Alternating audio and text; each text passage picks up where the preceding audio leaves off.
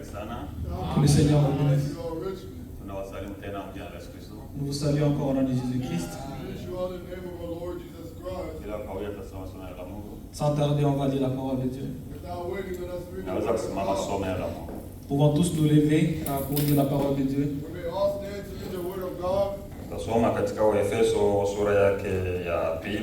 On va lire en Éphésiens au 2e chapitre. On va faire une longue lecture. On va commencer par le 8e verset jusqu'à la fin du chapitre. Par après, on va lire le 3e chapitre aussi. On va lire au nom du Seigneur Jésus-Christ.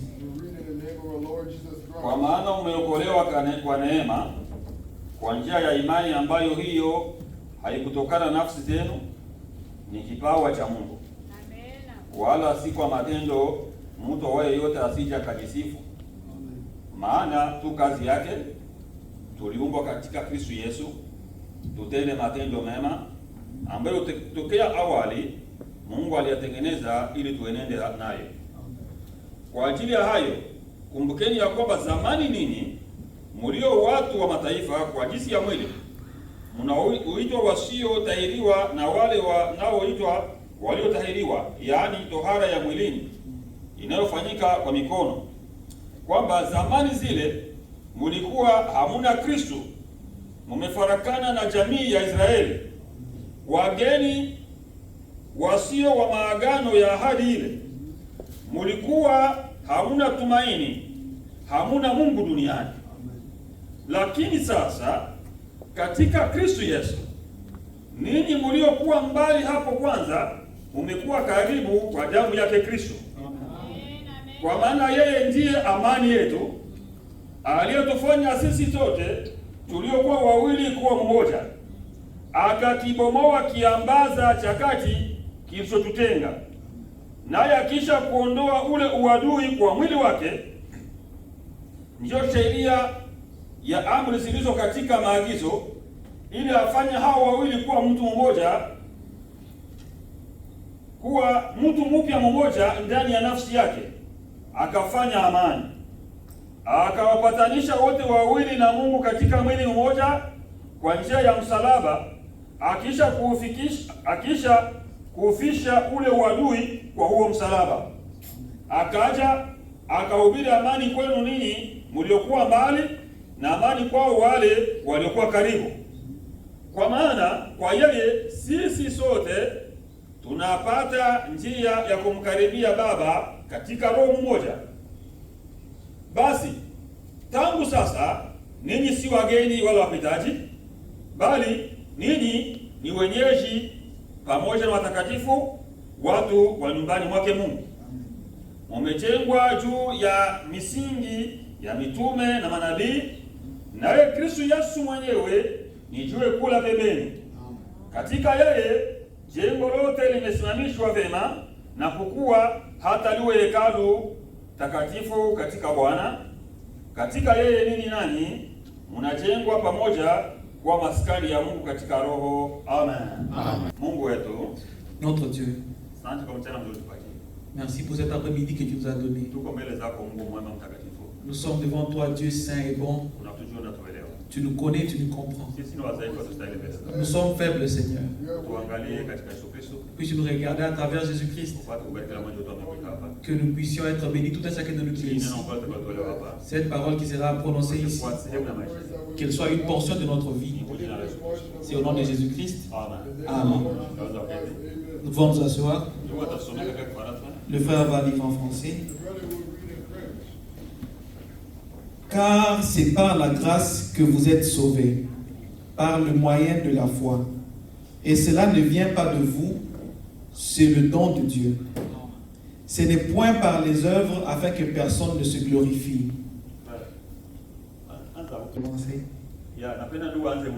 Je veux que le frère puisse recommencer, que vous puissiez suivre la lecture. Il lit bien. Je veux que vous puissiez bien comprendre aussi. Car c'est par la grâce que vous êtes sauvés. Vous êtes sauvés par la grâce. Par le moyen de la foi. Kwa le moyen de la foi. kupitia imani. Tumiko bien. Et cela ne vient pas de vous, Haitokani na wewe. c'est le don de Dieu. Fanya twende pole pole. Allons-y Injili lentement. inaanzia hapa. Tout commence par ici. Haiko na depende na wewe. Haiko ndio ulifanya pour que upate sali hapa. Ça ne dépend pas de vous, vous n'avez rien fait pour mériter le salut. Anasema c'est un don de Dieu. Anasema ni zawadi ya Mungu. Le salut c'est un don.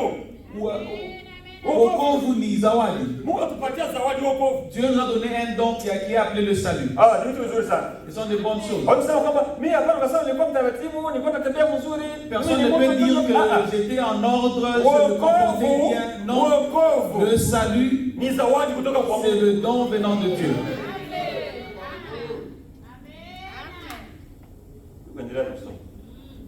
Ce n'est point par les œuvres afin que personne ne se glorifie. Ça ne veut pas dire que vous avez fait de bonnes œuvres pour que vous puissiez vous glorifier de vous-même. Le salut ne prend pas de nous glorifier, mais ça c'est un don que Dieu nous a donné. Car nous sommes son ouvrage, ayant été créés en Jésus-Christ pour des bonnes œuvres. Nous avons été créés en Jésus-Christ. Tuliumbiwa ndani ya Yesu Kristo. Dieu ne nous cherche pas à un autre endroit, il nous cherche en Jésus-Christ. Nous ne regardons pas à un autre endroit. Dieu, s'il veut nous regarder, il ne nous regarde pas dans un autre endroit. Il nous regarde juste en Jésus-Christ. Parce qu'il nous a créés en Jésus-Christ. Ça, c'est ça la nouvelle créature. Nous avons le premier et le deuxième Adam. Quand on créait Adam, on créait aussi Ève au-dedans d'Adam. Adam marchait en ayant Ève en lui. À un moment donné, il est endormi, on a sorti Ève de lui. C'est de même que Dieu nous a créés en Jésus-Christ. Quand Jésus-Christ est monté à la croix, nous étions avec lui à la croix. S'il n'était pas encore monté à la croix, quand il marchait à Jérusalem, nous étions avec lui. Maintenant, nous sommes manifestés. Nous voulons l'évangile, mais nous passons dans l'enseignement. J'aime beaucoup ce chapitre parce que ceci nous concerne.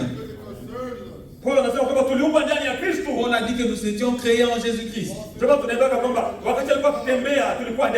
que nous chantons en disant quand il marchait, on était en lui. Quand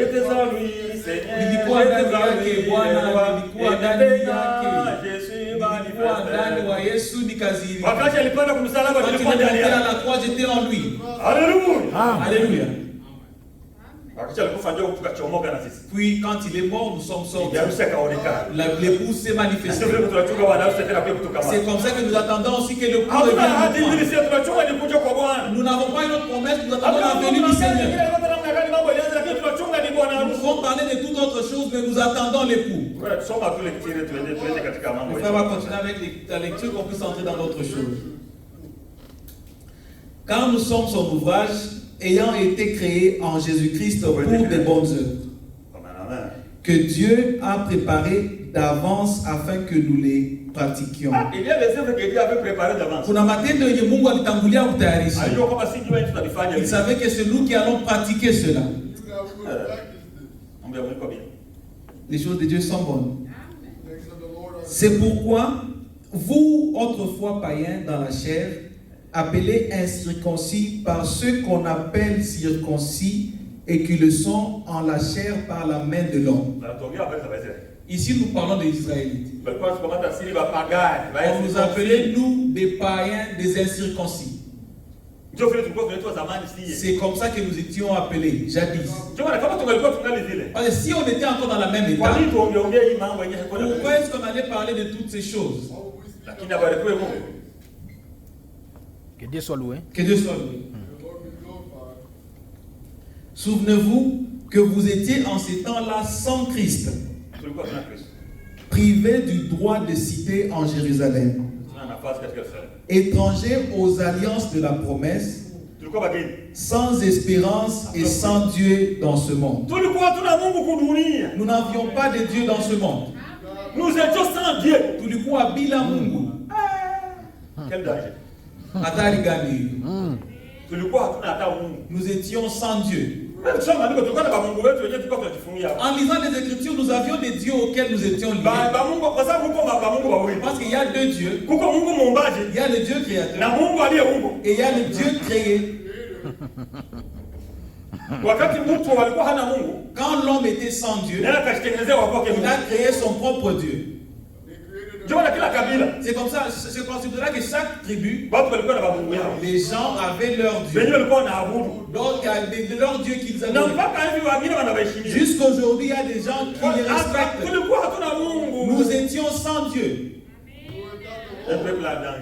Tulikuwa taifa likiwa katika hatari.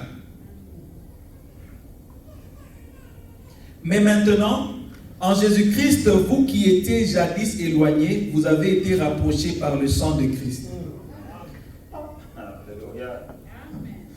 Car il est notre paix. Lui, il est notre paix. C'est lui notre paix. Si vous avez Christ, vous êtes en paix. Quand on a Christ, on a amani. C'est lui qui est notre paix. Nous avons l'assurance de vie. Il y avait une sœur qui a demandé à Frère Branham, est-ce que vous avez l'assurance? Il dit oui, moi je travaille à l'assurance. J'ai l'assurance. Oui, il a assurance. Vous utilisez quelle assurance? Il dit, moi j'ai l'assurance de vie. Quand on a Christ, nous avons l'assurance. Vous savez, si quelqu'un n'a pas de Medicaid, il ne fait que crier au Dieu. Mais maintenant, moi j'ai mon Medicaid. Parce que lui, il a déjà dit, il me guérira de toutes mes maladies. Parce qu'on a fait comme on a Medicaid, nous qu'on a. C'est pas que vous n'avez pas de Medicaid, vous avez de Medicaid. Le Christ est votre Medicaid. Vous avez l'assurance. Car il est notre paix, lui qui des deux n'en a fait qu'un. On était deux. Israël était là et il s'est glorifié qu'ils avaient Dieu. Nous qui étions des païens qui n'avons pas Dieu, quand le Christ est venu, il nous a fait un. Il a dit tous venez. On va lire Paul encore. Finissons d'abord avec la lecture. C'est pour ça que nous parlons de ces choses. Parce que quand on commence à parler de nos frères, ça veut dire qu'à un moment donné, nous avons été mis ensemble. Nous qui n'étions pas connus, qui n'étions pas mentionnés ici, nous ne sommes pas mentionnés dans cette période. Mais quand le Christ s'est manifesté, il a brisé tout le mur de l'inimité.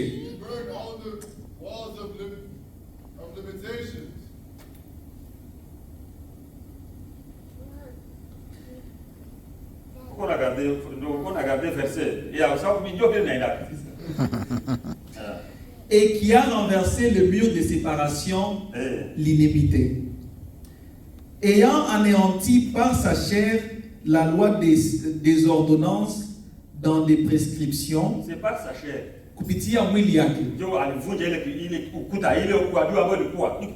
Il a anéanti le mur de la séparation par sa chair.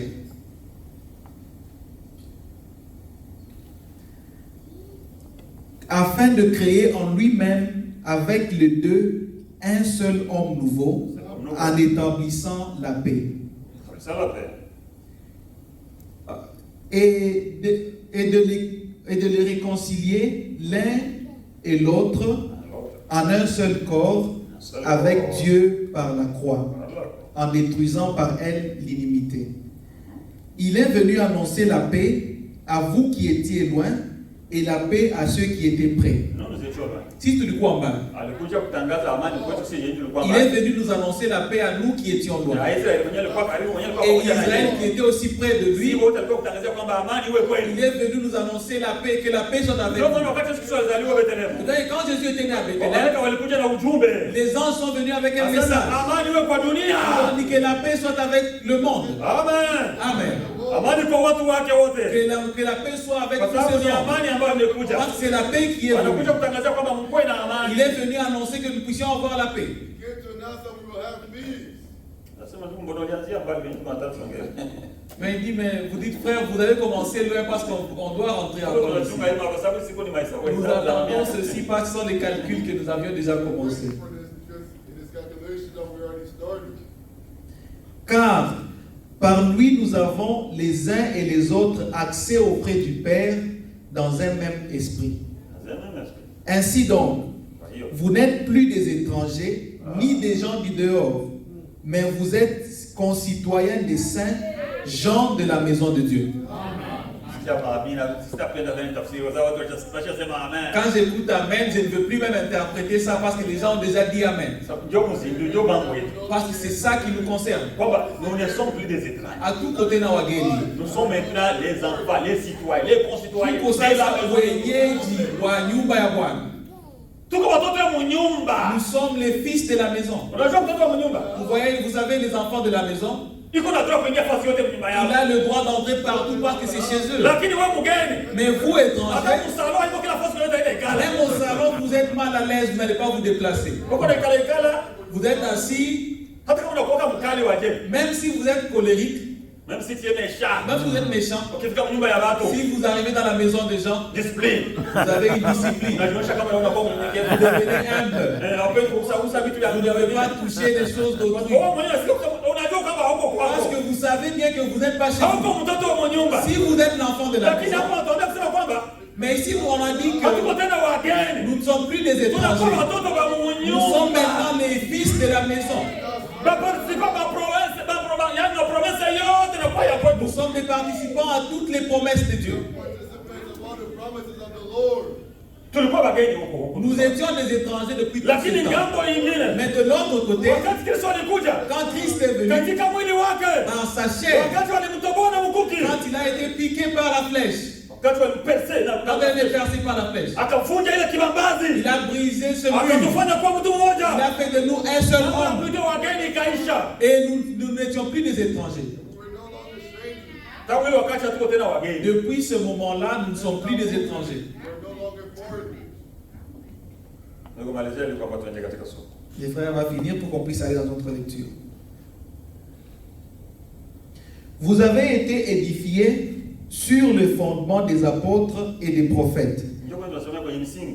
C'est là que c'est ça la fondation. Huko edifice yenyewe inajengwa na sisi tunasema kwenye ile edifice. Kuna jengo yenyewe est en train d'être construit. Nous sommes sur cet édifice-là, Yenyewe inajengwa na mitume na manabii. qui est construit par les apôtres et les prophètes. Ndio misingi yetu tunasimamia hapo. C'est ça la fondation sur laquelle nous nous tenons. Haiko la fondation, les fondations ça. C'est ça les fondations. Yeah. Les fondations sur Tumejengwa lesquelles nous kwenye nous tenons. misingi. Parce que ce sont beaucoup de Hii fondations. ndio vile wanatuelezea. Tumejengwa Nous kwenye parlons misingi. de plusieurs fondations. Sawa kwa hata Yerusalemu ndio kuna misingi. Ushakuwa na nyumba ya misingi ya mingi. Est-ce que vous avez vu une maison qui a plusieurs fondations? Have you seen a house with multiple foundations? Na ni vitu vya pia. Ce sont des bonnes choses. Si tukoze twende msomo letu na ndio kumalizia. Jésus-Christ lui-même étant la pierre angulaire. Hii ndio jouer la peine. En lui, tout l'édifice bien coordonné s'élève pour être un temple saint dans le Seigneur. En lui, vous êtes aussi édifiés pour être une habitation de Dieu en esprit. Ah, esprit. Chapitre 3, Sura ya 3, verset 1. mstari wa kwanza. À cause de cela, moi, Paul, le prisonnier de Christ, pour vous, païens. Ah, prisonnier de Christ c'est pour vous païens. Yani, mfungwa wa Kristo kwa nyinyi Wapagani. wapagani. Hii injili ilikuwa inazungumza kwetu si hapo tulikuwa mbali na Mungu. Alors cette parole, il nous disait à nous qui étions loin de Dieu. kwamba yeye ni prisonnier de Parce que Christ. Paul s'appelle qu'il est prisonnier de Na Christ. Abraham aliprêchait Paul prisonnier de Christ. Et Frère Branham a prêché sur Paul, prisonnier de Christ. And Brother Branham preached on Paul, prisoner of Kwa hiyo Christ. tunataka tukundue pale. Je veux que nous puissions découvrir quelque chose. Yeah. I want that we discover something. Si du moins vous avez appris si du moins vous avez appris quelle est la dispensation de la grâce de Dieu qui m'a été donnée pour vous. Si vous avez appris quelle est la dispensation de la grâce que Dieu m'a donnée pour vous. C'est par révélation que j'ai eu connaissance du mystère sur lequel je viens d'écrire en peu de mots. Alors ce qu'on a lu au deuxième chapitre, que nous étions sans Dieu, Dieu est venu pour nous unir avec Israël pour qu'on soit un. Il a dit que ces choses, je les ai écrites comme maneno madogo, machache. C'est parce que c'est beaucoup. Mais je ne l'ai pas amené moi seul. C'est la révélation. Ni ufunuo. Amen. Paul va nous révéler. Paul a reçu la révélation de ceci. Quatrième chapitre. En les lisant, vous pouvez vous représenter l'intelligence que j'ai du mystère de Christ. Alors vous pouvez vous représenter l'intelligence que j'ai du mystère de Christ. Il n'a pas été manifesté aux fils des hommes dans les autres générations, comme il a été révélé maintenant par l'Esprit aux saints apôtres et prophètes de Christ. Amen. Alors d'autres n'ont pas reçu cette révélation. C'est pour cela que l'Israël et les nations devenir un. C'est parmi les mystères. C'est l'un des mystères. Et ce mystère n'a pas été révélé à tout le monde. Savoir que nous ne sommes plus deux, mais nous sommes maintenant un seul en Jésus. Paul a dit que je l'ai écrit en peu de mots, mais c'est la révélation que j'ai reçue. Parce que quand Paul précise ces choses, il y avait des gens qui l'opposaient en disant que les païens n'ont pas part à ceci. Mais Dieu lui-même confirme que même ces gens ici, je les amène aussi. On va d'abord retourner où ils ont commencé. J'ai oublié parce qu'il y a une question que j'ai reçue.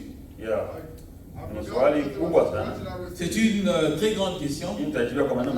Mais je vais la répondre en peu de mots pour que nous puissions entrer dans notre enseignement d'aujourd'hui. La question était venue. Cette personne, Methuselah, est-ce que c'était Noé qui l'avait enterré? Ou cette personne était morte dans le déluge? Je me suis posé la question. Vous pouvez poser la question, pourquoi poser une telle question? Il était attentif durant l'enseignement. Parce que dans l'enseignement, on a commencé avec Adam. On est allé en suivant la lignée des arbres. Parce qu'on a dit que chaque écriture a une inspiration de Dieu. Et c'est important pour l'enseignement. Il est utile à l'enseignement. Est-ce que Paul a dit? Qu'il a dit qu'on est utile à l'enseignement. Si elle est déjà écrite, ma fourniture, ça peut commencer par là. Je ne sais pas si vous suivez. C'est pour ça qu'on a commencé, parce qu'ils nous ont parlé des années d'Adam. On a dit que Adam avait 130 ans quand il a eu un fils. Et l'autre avait quel âge quand il a eu un fils? C'est pas pour rien qu'ils ont écrit ces années. Mais c'est pour que nous puissions essayer de rechercher, savoir d'où nous venons. C'est comme ça qu'on a commencé à chercher d'où nous étions venus.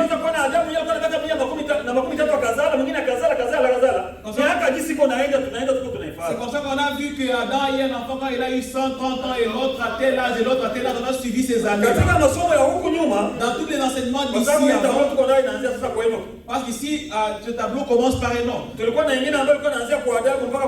avait l'autre qui commençait d'Adam jusqu'à Enoch. Sur l'autre tableau là, on a parlé de cet homme Methuselah qui est venu après Enoch.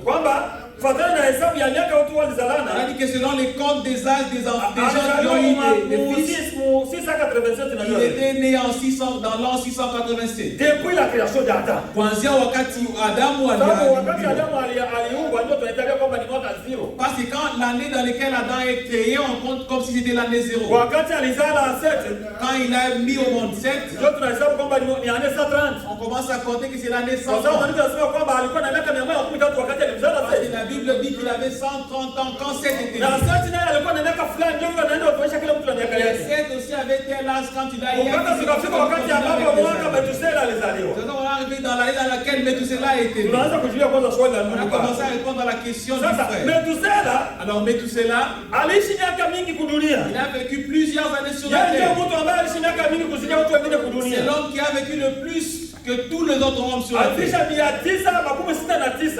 Là, c'était 969 ans. Ndio miaka aliishi. Il a vécu Alikosa 969 ans. 31 tu aeneze miaka 1000. Il a manqué 31 ans pour avoir 1000 ans. Wengine walikuwa wanaishi kote. D'autres, les gens vivaient. Si mshafikia 50 sasa hivi wamoja tushachoka. À ces jours-ci, si vous avez 50 ans comme nous ici, vous êtes déjà fatigués. Wengine huko wenye Nuhu alianza kuzala kwa na 500. Mais Noé a eu son premier fils à l'âge de 500 Ndio ans. vile maandiko tulisoma ile C'est maandiko. ça l'écriture qu'on a dit. Huko na maneno anakuja kuzala kwa na Vous 500. voyez, il a eu son fils quand il a 500 ans. Wengine walikuwa mai. Il y avait des gens qui ont vécu. Mpaka Nuhu akakufa na miaka 915. Et Noé est mort avec 815 ans. 950. 950 ans. Eh. 950. Kwa sababu nyuma ya gharika aliishi tena miaka 315.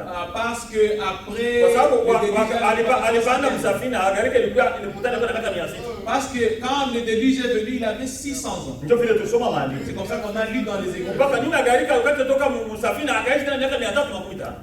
Alors après le déluge, il a encore vécu. Ndio basi wenzetu ambao waliishi premier millénaire Alors kule. les gens qui ont vécu dans le premier Waliishi millénaire, miaka mingi sana. ils ont vécu plusieurs années. Tena tutaona tena Et on va voir encore, hawakututumia ile picha pale. mais vous n'avez pas projeté l'image. So he did not project the image. Miaka 1000 ingine ambayo inafuata mwisho. Donc le millénaire qui est avant le dernier, Kwa sababu tuko tunaita kipindi cha miaka 1000. parce qu'on parle des millénaires, Na ndugu aligusa kidogo katika ile point. et le frère a aussi touché un peu sur ce Kule point. millennium tena. Alors là, dans le millénium, Ambao tunataka tena tuingie katika mbingu mpya na dunia là mpya. nous voulons encore entrer sur la nouvelle terre et le Ile nouveau dernier ciel. millénaire ile. Le dernier millénaire, ce dernier millénaire, Watu tena wataishi miaka mingi. les gens vivront encore plusieurs Haiko nini années. maandiko. C'est pas moi sur les Kwamba mwili Écritures. kipindi En disant que dans ces millénaires, hiki kipindi hapa cette portion du temps, katika miaka 1000 il y a dans ces 1000 ans, katika utawala wa miaka 1000 dans le millénium, mbele hatuyaingia katika mbingu mpya na dunia avant mpya. d'entrer dans le nouveau Kwa ciel et la sababu kabla nouvelle terre, hatujaingia mu eternite. avant d'entrer dans l'éternité, Watu tena wataishi miaka les mingi. gens vivront plusieurs Kwa années. sababu Isaya alisema Parce qu'Esaïe a dit, mwenye ataishi miaka kidogo hapa celui qui vivra moins d'années ataishi ici, miaka 100 tu. vivra 100 ans Nikusema seulement. tena watu wataishi maisha kama vile Ça wenzetu veut walikuwa dire que les tena. gens vivaient encore comme les gens vivaient là. Sisi tunaamini maandiko. Nous croyons les Écritures. Lakini mjue ndio bado tunajua tutafika huko. Mais nous savons, on va arriver là.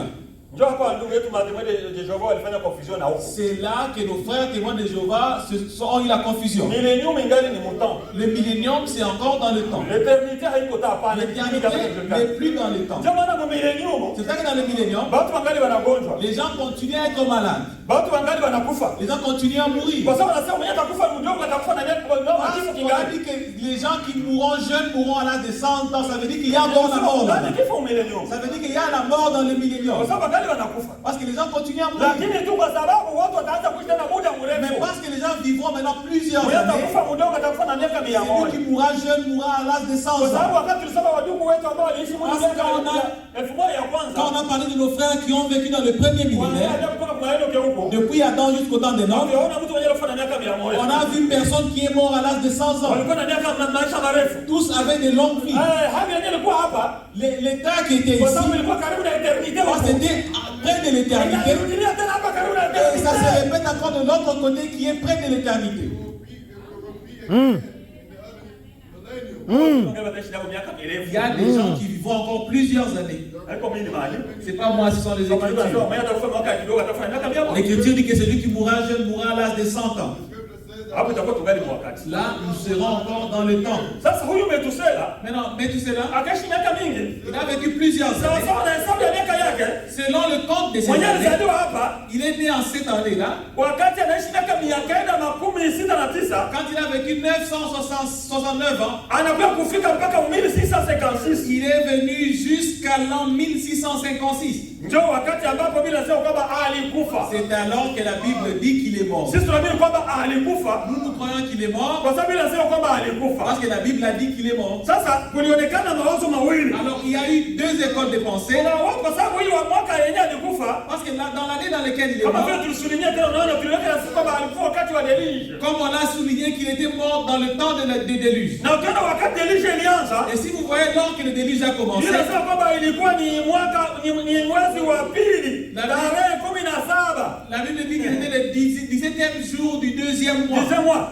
hapa ni par rapport ya maisha ya Noe. Ça c'est par rapport à la vie de Noé. Ndio vile walituelezea Biblia. C'est que c'est l'explication que nous avons dans la Bible. Sasa hii mwaka Maintenant dans cette même année, ambao Nuhu aliingia katika safina, dans lequel Noé est entré dans wakati l'arche, tuliona wakati Nuhu ambapo aliingia msafina, on a vu quand Noé est entré dans l'arche, tuliona kama naye aliingia mu 1656. on a vu qu'il est entré dans l'arche dans l'an Mwaka ambao 1656. Metusela alikufa. Le même année que Méthusela Sasa est mtu mort. anajiuliza Metusela alikufa na Alors, gharika les gens se posent la question, est-ce que au Méthusela ni est mort dans Nuhu les ambaye déluges alimuzika? ou c'est Noé qui l'a Ndio enterré? kunakuwa ekole mbili za Là, pensée. c'est là qu'il y a deux écoles de pensée. Ndio maana ndio nauliza ile swali kama ile ni swali ambalo liko nguvu C'est sana. pour cela que le frère a posé cette question. Ça veut dire que Lakini c'est très nilizungumzia difficile. kuzungumzia wakati tulikuwa tunaongea. Mais j'avais essayé de parler de ça quand on Sasa parlait. sisi tunaamini kwamba Nuhu kabla aingie msafina Parce que nous croyons que Noé, avant d'entrer dans l'arche, alimuzika kwanza babu ya kwa sababu huyu il a d'abord enterré son grand-père parce que c'est le père de son père.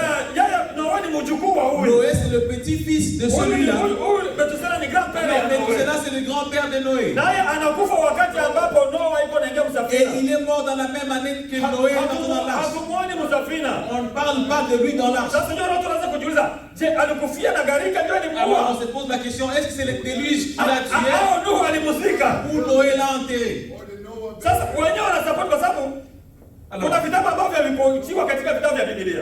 Alors il y a des livres qui n'ont pas été canonisés ensemble avec les écritures de la Bible. qui n'ont pas été canonisés. Il y avait des livres qui n'ont pas été canonisés, Hasikukubaliwa kwamba ziingizwe katika maandiko matakatifu. qui ne sont pas canonisés dans les Kwa sababu kuna mambo Saintes mengine Écritures. ambayo yalikuwa mle ndani ambayo hakukuwa na ushahidi. Parce qu'il y avait des écritures qui n'avaient pas de témoins, Kama vile kitabu ambacho kinaitwa kitabu cha Jubile. comme les livres appelés le livre de Jubilé.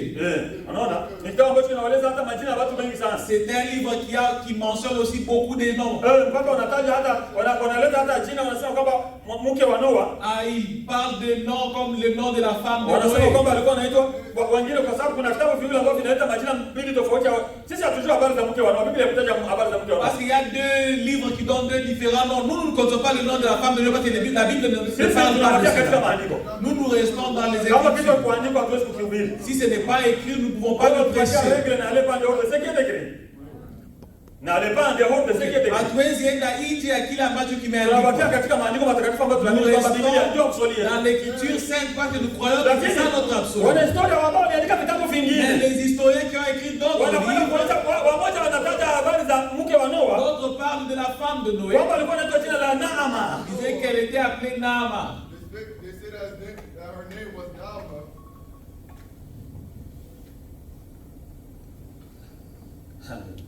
Haviandiki tena hivi. zinaandika Oh. ya bleu ya black bleu au black. Huko ya buleni ni sababu nienda kana hiyo magari. Il y a le bleu que j'étais allé avec dans le véhicule. Naama. Nama. Asa ndio ilikuwa ni jina la bibi ya Noa. Ils disent que c'était le nom de la femme de Noé. Sasa sisi hatuwezi kuhubiri. Nous ne pouvons pas prêcher ça. Ndio maana tuliongea yake. C'est pour cela que nous ne parlons pas de Katika ça. vitabu vya watu ambao wanafanya research sema kwamba ndio ilikuwa jina lake. Ça se trouve dans les livres des gens qui Hata ont wao fait wenyewe des wako na zile recherches. mwanzo mbili Alors nous parlons qu'il y a ces deux écoles de pensée. na wao wenyewe wanakokotana. Eux, ils se disputent entre Wengine eux-mêmes. wanasema kwamba jina lake hapana alikuwa ni Emzara. D'autres disent que ce nom c'était Emzara.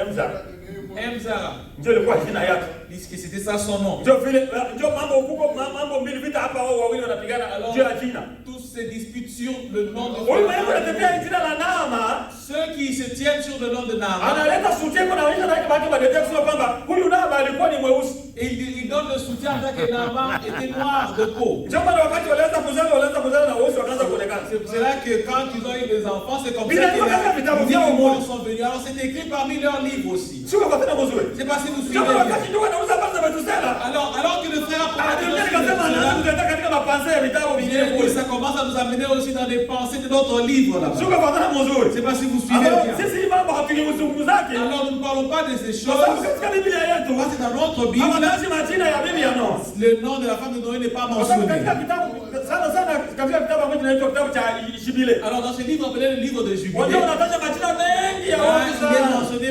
plusieurs noms, Wanataja plusieurs maisha ya personnages. watu wengine ambao Biblia Il haikutaja. est parlé aussi de la vie des gens que la Bible Wakati n'a pas unarudia mentionné. mpaka kwenye habari za Adamu na Eva. Il retourne jusqu'à l'histoire d'Adam et Sema Ève. kwamba Adamu ndio alikufa mbele, aliacha Eva mbele Et kudunia. Adam est mort avant Ève. Na Eva kakuja kuzikwa nyuma tu miaka kidogo nyuma ya Adamu. Et Ève est enterrée quelques années après. Bila vitu Adam. sisi hatuliongea kwa sababu hamina pale duniani. Nous ne parlons pas de ça parce que ça n'a pas la partie dans les Hatuna nafasi, Écritures. hatuna fondement kwa hiyo tunaweza kuzungumzia. Nous n'avons pas de formation de Kile la kenye Mungu alipenda kutufunulia ndio kenye tunaongeaka. Ce que Dieu a voulu nous révéler, c'est ce dont nous parlons.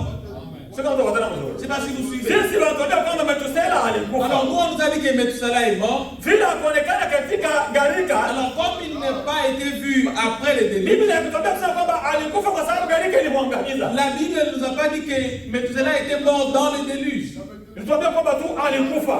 La Bible dit qu'il est mort. Na tukasimamia pale kwamba alikufa. Et on est arrêté là Ndio parce qu'il est tunaamini mort. kwamba kwa sababu mjukuu wake ndio alikuwa ndani kwa dunia. C'est vrai que nous croyons que c'est parce que son petit-fils était encore sur Hatuwezi terre. kuhubiri kwamba Lameki alimuzika, On hapana. ne peut pas prêcher que c'est Lamech Kwa qui sababu l'a mtoto enterré. wake Lameki alikufa mbele yake. Parce que son fils Lamech est mort avant lui. Kufuatana na miaka ambayo alikuwa nayo. Selon les années qu'il Alikufa avait, 1651. il est mort en Yaani 1651. diferensa ya miaka 5 na kifo cha baba La yake. différence de 5 ans jusqu'à la mort de son Hivi ni père. hesabu ambayo tuliona kufuatana na miaka ya watu ambao wamezaliwa. Ça, c'est le calcul qu'on a fait selon les années dans lesquelles les Sisi gens étaient. tunachokiamini Alors, ce que nous croyons, kwamba huyu mtu alikufa c'est que Methuselah est mort. na akazikwa. Il a été enterré. Hakuangamia katika gharika, Il n'est pas hapana. mort dans Kabla les Nuhu yaende mgharika, Avant que Noé Nuhu n'aille dans l'arche, alimuzika huyu. Noé l'a enterré. Kuna watu wengine ambao wanadefensa katika hii vitabu ambayo inaandika hii mambo. Alors, il y en a qui défendent dans ces deux livres qui Wanasema parlent de ces kwamba choses. bwana Metusela aliangamia. Ils disent que non, Methuselah est mort. Wanasema kwa sababu yeye hakukuwa muamini. Dans les déluges parce qu'il n'était pas croyant. Because he was not a believer. Sisi hatuna ile maandiko. On n'a pas ces écritures. Kwanza tukisoma katika Injili, Alors si nous lisons dans les écritures, wakati wanataja habari Yesu Kristo, Yesu alizaliwa mzao wa Yesu Kristo. quand on parle de la généalogie de Wanasema Jésus-Christ, kwamba Yesu alikuwa ni mwana wa fulani. on dit que Jésus était fils de tel. Mpaka wakafika kusema kwamba Adamu alikuwa ni mwana wa Mungu. Ils sont arrivés jusqu'au point de dire Yaani qu'Adam était le fils de ni Dieu. liste ya watoto ya Mungu. Ça veut dire c'est la liste des enfants de Dieu. Na mliste ya watoto ya Et Mungu, dans la liste des enfants de Dieu, Metusela iko ndani. mais tout cela est là. Na mule ndio maana tuoni Kaini mwile liste. C'est pour cela que nous ne voyons pas Caïn dans Kwa cette sababu liste. Kaini hakukuwa wa Mungu. Parce que Caïn n'était pas de Kwa mara Dieu. ya mwisho tunamwona Kaini, Et la dernière fois qu'on a vu Caïn, wanatuambia kwamba tusikue kama Kaini. on nous a dit de ne pas être comme Kwa Caïn. sababu Kaini hakukuwa wa Adamu. Parce que Caïn n'était pas d'Adam. Kaini alikuwa ni wa ule mwovu. Caïn était du malin. Cain was Unasema tena mzuri. Russell Saints. Il était du malin. Alikuwa wa Mungu. Kaini hakukuwa wa Mungu, alikuwa ni wa ule mwovu. Caïn n'était pas de Dieu, il était du malin. Ndio tunaamini kwamba Metusela alikuwa ni wa Alors, c'est pour Mungu. ça que nous croyons que Methuselah était Kwa de sababu katika Dieu. mzao wa Mungu, Parce que dans la lignée des naye enfants de anatajwa Dieu, mule ndani. il est aussi Ndio mentionné tunaamini là. kwamba tuko na wazo kusema kwamba hakugangamia na gharika, hapana. Alors nous pouvons avoir l'assurance qu'il n'était pas mort dans les déluges. Alizikwa yeye kwa sababu Il ile a inasema été kwamba enterré. alikufa. Parce que la Bible a dit qu'il était The mort. Bible says that he died. Tunaendelea na somo letu On continue avec sababu l'enseignement. tuko mwa wakati. Parce qu'on est dans les temps. Because we're in the time. Tunaanzia kwa Adamu kule, On a commencé par Adam. tukafika mpaka kwa Abrahamu. On est arrivé jusqu'à Abraham. Tunaona kwamba kufuatana na jinsi watu walizaliwa, On a vu que selon la manière dont les gens étaient kwa nés, sababu hapo tulianza kufuata kwanza watu, mtu fulani alizala mtu fulani miaka fulani. parce qu'on a suivi que tel a eu tel fils à tel âge. Enda kufanya fulani, enda nyumbani nafanya uchunguzi. Même vous, si vous allez à la maison, vous pouvez essayer de confirmer cela.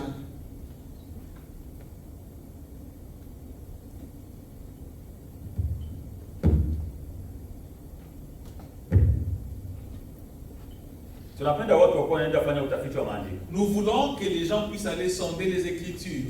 Kwa kama vile wandugu wa Beroya.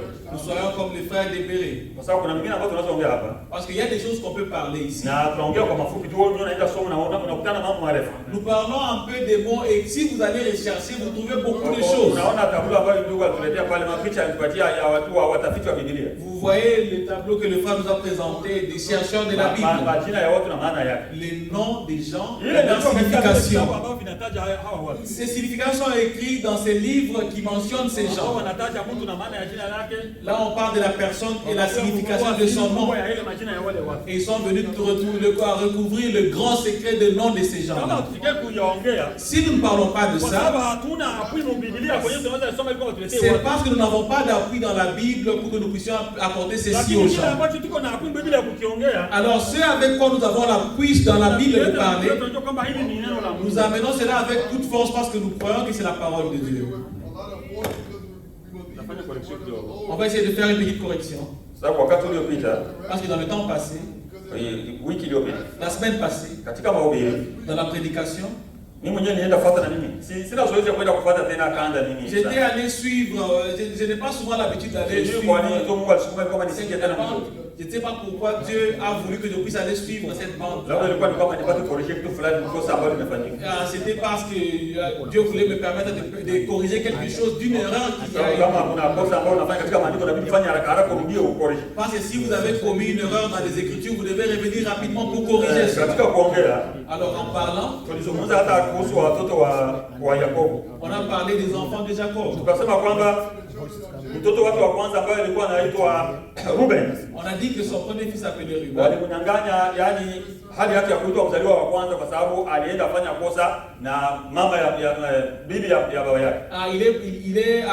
a été retiré son droit d'aînesse parce qu'il a commis une erreur avec la femme de son père. Alors j'ai appuyé beaucoup sur le point que celui qui a reçu cette position était Judas. Or que ce n'est pas ça. Vous dites frère, c'est quoi? Parce que le premier-né de Jacob, nous croyons que c'était Ruben. Parce qu'après Ruben, il y a eu Simon et Lévi, ce sont ceux-là qui suivaient. Et tous ceux-là n'ont pas eu la chance d'être appelés le premier-né à cause des erreurs qu'ils ont commises. Ruben a été retiré le droit d'aînesse parce qu'il a essuyé le lit de son père. Nous croyons que c'est l'écriture. Alors le droit d'aînesse a été donné à qui? Alors j'avais dit que c'est Judas qui l'avait reçu. C'est que Judas avait reçu. Judas a reçu la dominance. La royauté.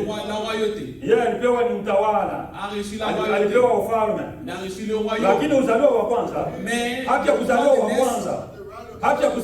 le droit d'aînesse a été donné à Joseph. C'est pas si vous suivez. C'est ce que la Bible dit. Alors quand je suivais, j'ai dit, ah, c'est comme ça que j'avais dit cela. J'ai dit que Judas a reçu le droit d'aînesse. Non, Judas a reçu la royauté. Mais le droit d'aînesse est revenu à Joseph. C'est pour cela que Joseph a reçu la double portion. Vous voyez que même après, ses deux fils ont eu la place. Ces choses, je peux les lire quelque part.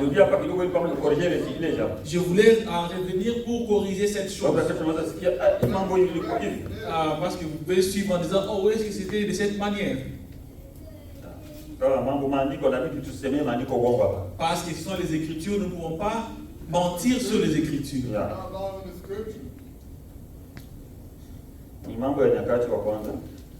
Chronique, première chronique.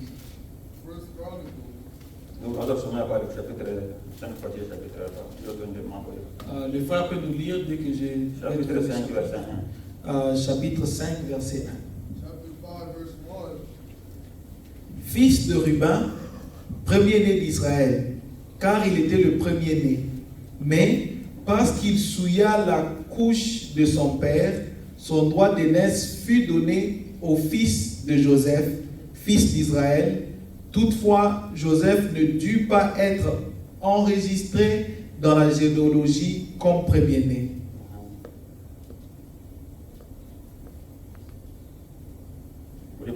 Verset 2. Judas fut à la vérité puissant parmi ses frères, et de lui est issu un prince. Mais le droit d'aînesse est à Joseph. Je ne sais pas si vous suivez. Judas a reçu la royauté. Vous voyez que les princes sont venus de Judas. Mais le droit d'aînesse est revenu à Joseph. C'est lui qui a reçu le droit d'aînesse. Alors quand je suivais, j'ai dit bon, j'ai donné ce qui était à Joseph à Judas. Il fallait que je revienne rapidement avant de continuer pour corriger ceci. Parce que c'était pas ça. C'était pas Judas qui a reçu le droit d'aînesse. Judas a reçu la royauté. Mais celui qui a reçu le droit d'aînesse, c'était Joseph. C'est pour ça que nous voyons que par après, il a reçu la double portion. Parce que c'est comme ça qu'il était donné au premier-né.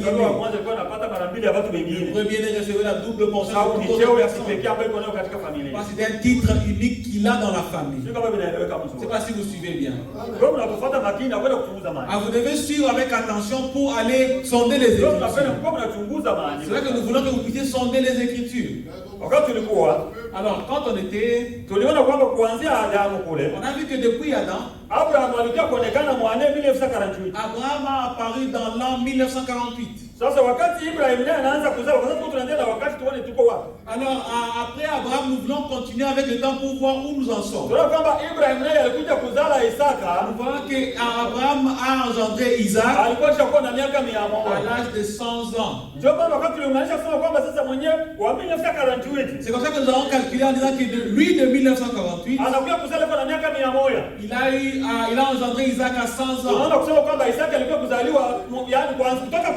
Ce qui veut dire que depuis Adam, Isaac est né en 2048.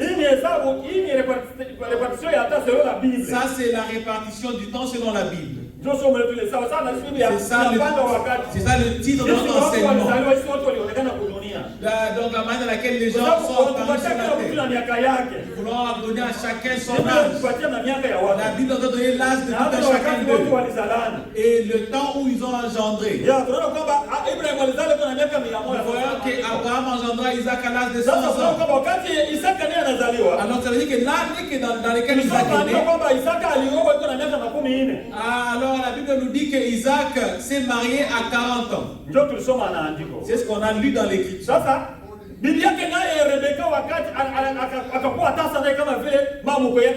Alors son épouse Rebecca était stérile comme sa belle-mère Sarah. On a lu que Isaac est parti prier à Dieu pour que sa femme puisse mettre au monde.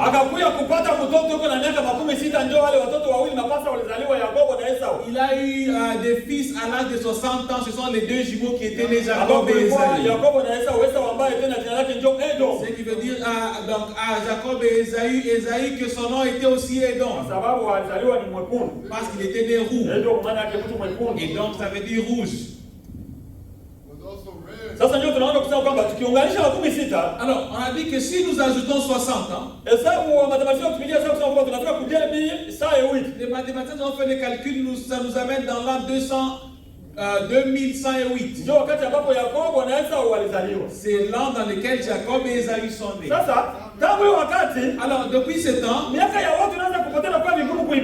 est maintenant difficile de trouver l'âge des gens dans la Bible. Mais nous voulons continuer à voir pour voir comment les temps avancent.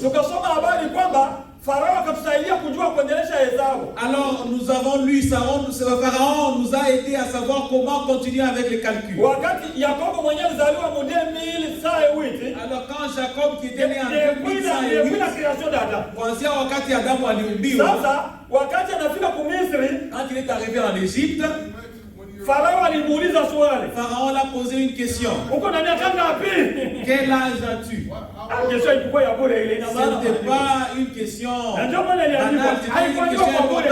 Iliandikwa kwa tufundishe sisi. C'est pour cela qu'elle était écrite, parce qu'elle est écrite pour nous enseigner. Waliuliza Yakobo, Yakobo ndio waliuliza. On a posé la question à Jacob. Uko na miaka ngapi? Quel âge as-tu? Miaka yangu najua mashida mimi. Il a dit, j'ai plusieurs années. Mimi mtumishi wako niko na 130 ans. Moi, ton serviteur, j'ai 130 ans. Siku ile aliingia Misri. Alors, quand il est entré, Wakati Farao alimpokea, quand Pharaon l'a reçu, yeye Yakobo aliingia kwa na 130 ans. Jacob est entré en Égypte à l'âge de 130 ans. Mwenye alizaliwa mu 2008. Lui qui était né en 2108. Tulipiga hesabu. C'est comme ça qu'on a fait les calculs. Tukakwenda kuongea kusema kwamba waliingia Misri. Ça veut dire qu'ils étaient entrés en Égypte. Tangu kuko kwa Adamu. À partir du moment où Adam était créé, Misri. jusqu'au moment où ils sont entrés en Égypte, Ilikuwa ni mu il était 2238. passé 2238 ans. Sio badala mzuri. C'est parce qu'ils Ndio ont miaka suivi. yenyewe kwesha pita tangu Adamu kwa kurudi. Ça, c'était la période de temps qui était passée depuis la création Sasa d'Adam. nyuma ya pale Alors après cela, tunaanza kutafuta maandiko yanatuonyesha miaka ambayo waliishi on Misri. a commencé à chercher l'écriture qui nous parle des années qu'ils ont passées dans l'Égypte. Katika Exode 12 wakatuonyesha réponse. En Exode 12, on a eu la réponse là. Wakatuambia kusema kwamba walimaliza 430 ans. Il est dit qu'ils ont fait 430 Sisi ans en tunaamini kwa Égypte. watoto wa maandiko, tunaamini maandiko. Nous sommes des fils de l'écriture, nous croyons les écritures. Kusema kwamba walimaliza miaka 430 Ça veut Misri. dire qu'ils ont fait 430 ans en Égypte. Sasa wenyewe waliingia mu Alors 2238. ceux qui sont entrés en 2238, Wanamaliza miaka 430. ils ont passé 430 ans là-bas. Tunaona kwamba tukiunganisha Ça veut dire que si nous nisema additionnons, walitoka Misri mu mwaka wa ça veut dire qu'ils ont 2668. quitté l'Égypte en Ndio 2668. mwaka yenyewe walitoka depuis la création C'est d'Adam. ça l'an qu'ils sont sortis à partir de la création d'Adam. Kwa sababu hizi zingine kalenda za kunyuma labda kama unataka kutafika kule. Parce qu'il y a d'autres calendriers, après là on va y arriver. Tunatumia kalenda ambayo ni ya Gregorian na kalenda ya Julien. Nous utilisons le calendrier de Grégoire et de Julien. Na ndio kalenda ambazo ziko adoptées mu dunia Ce kutumikisha. sont les calendriers qui sont adoptés mondialement. Wanaanza kuzungumza 450 avant Jésus. Là, il commence à parler, dans ce calendrier, on parle de 450 ans avant Jésus-Christ. Hatuko kwanza kuzihesabu. Alors, on n'est pas encore arrivé sur ce Tunaanza calendrier. kuhesabu za mambo ya tangu kuumbaji. On est encore sur Jésus le calendrier depuis de la création d'Adam. Kwa sababu kule wakati Yesu Kristo anaonekana, wanaanza kupiga mahesabu sasa ile sisi wenyewe walipanga mipango. Parce que quand Jésus-Christ a apparu, c'est quand ils ont commencé à faire les calculs selon eux. Sababu mambo ya makalenda kwa wenyewe tutaona namna gani walifuata L'histoire des calendriers, on va parler de ça, on va voir comment ils ont créé les calendriers. Huko kalenda ambayo ya Wayahudi, Parce qu'il y a les calendriers juifs, huko kalenda ya watu wa Mesopotamia, kila il y tuna a les kalenda. calendriers Mésopotamie. Hata Waethiopia kuna yao kalenda. Même les Éthiopiens, ils ont aussi leur Wachina wako na yao calendrier. kalenda. Les Chinois ont leur Lakini calendrier. konvensio ya dunia walipatana kwamba hii kalenda ya Julien ndio kwa inatumikisha. Mais la convention mondiale était qu'on puisse utiliser les calendriers Ndio maana juliens. tunasikia leo tunakuwa kama ni tarehe 3 na mwezi wa 8. C'est pour ça que vous entendez parler qu'aujourd'hui c'est le Ni 3 konvensio août. mondiale lakini wako na zingine kalenda zao. C'est une convention mondiale. Mais ils Wanatumikisha ont hii ndio leur relation calendrier. internationale lakini kila watu wanaheshimia na makalenda zao. Ils utilisent ça comme pour la relation Hata Israeli iko na internationale. kalenda yake na miezi yake katika Même kalenda yake. Israël a son calendrier. Ndio maana avec hapa son tuanze calendrier. kuongelea mambo ya makalenda On hapa. n'a pas encore parlé des Tuko calendriers kuna ici. design sawa ni repartition ya wakati sawa na sisi Nous commençons d'abord à parler de la répartition du temps depuis la création d'Adam. kusema kwamba ni mu 2668 Ça veut dire en 2668, ndio wakati ambapo wanatoka c'est Misri. là qu'ils ont quitté l'Égypte. Sasa tuko tunataka tuendelee na wakati. Mais nous voulons continuer avec le temps. We want to continue with Unaona time. tunashafika Misri. On est arrivé en Égypte. Sababu tuliona tukianza kuongea mambo yenyewe ilifanyika kutoka hapa kwa Ibrahim. Parce qu'on a vu que si on a commencé à parler des choses qui sont passées depuis Abraham. Mpaka wakati ambapo waliingia Misri. Depuis Abraham jusqu'au moment où ils sont entrés en Égypte. Muko mambo mengi Il y sana. a beaucoup de choses qui sont passées dans ce temps-là. Mambo mengi. Plusieurs choses. Tuliyaona kwamba tukiongea hapa On a vu que si nous parlons de ça, tunaweza kuchukua maneno lakini hayo ilikuwa ni ya maana. ça peut nous prendre beaucoup de mois, mais c'était aussi Kwa important. sababu namna gani Yakobo alizala hawa vijana, Comment est-ce que Jacob a eu ces jeunes gens? namna gani waliongezeka kule Comment est-ce qu'ils sont multipliés là-bas? na mpaka wakati waliingia mpaka Misri, Jusqu'au moment où ils sont entrés en Égypte, wakaongezeka Misri kule, ils sont multipliés en Égypte. wakatoka Misri. Ils ont quitté de l'Égypte. Sasa wakati walitoka Misri mwini mwaka Alors quand ils ont quitté l'Égypte dans cette walirudi année-là, katika nchi. ils sont rentrés dans le pays. Bila walisha kusema kwamba walimaliza miaka 430 La Bible dit Misri. qu'ils ont fait 430 ans là-bas. Sasa nyuma ya kuishi pale, wakati wanatoka Misri, Après avoir vécu là-bas, quand ils ont quitté tukasoma l'Égypte, maandiko on a lu les Écritures katika Wafalme dans Rois. Wafalme wa pili sura ya 6 najua. 2 Rois, 6e chapitre, si je ne me trompe pas. Wakatuonyesha habari za Sulemani wakati anajenga. Il est parlé de hekalu. Salomon quand il a construit le temple. Quand il Wanasema a bâti le kwamba temple. ndio pale kwenye tulikuwa. C'est là où nous étions. Il est dit que, That's where we are. Ndio unaweza kusoma. 2 Kings, Deuxième roi. on va lire, 2e roi au chapitre 6. Yeah. Verset premier nasema. Verset premier.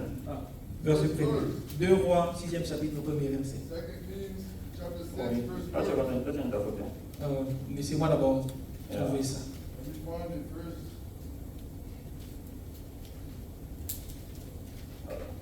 Haiko pale. C'est pas là.